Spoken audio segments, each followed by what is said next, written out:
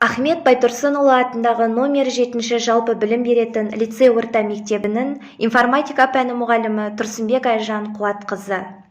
Ақиқ ақынымыз Мұқағали Мақатаевтың 90 жылдығына орай ұйымдастырылып отырған челленджді қабыл алып, өзімнен кейін физика пәнінің мұғалімі Айдана Ілиясқызына жолдаймын. Мұқағали Мақатаев, күндестік құрсын. Қандай рахат жүрек достар күндестік. Ренжу деген білместік. Бауырларым-ау, бәріміз қиын күн кештік, арамызға біздің қай жақтан келді күндестік.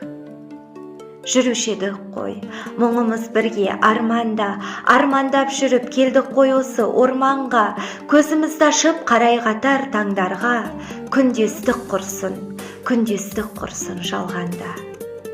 Тағдырымызға тамаша күндер тап келіп, отырмыз міне елуге жетпей бақ көріп, күндестік құрсын, күндестік деген жат көріп, тастайық оны нақ ортасынан қақ бөліп.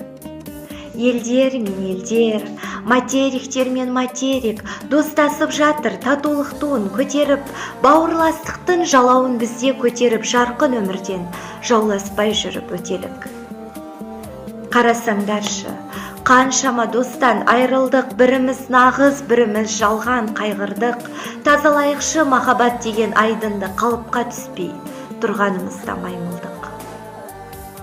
Ойлаңдар достар, өнерде жарыс болмайды, өресі жетіп күндестік қылған оңбайды, өнерің жетіп өсе алмай қалсан сол қайғы, күндес таласқан өнерің өнер болмайды.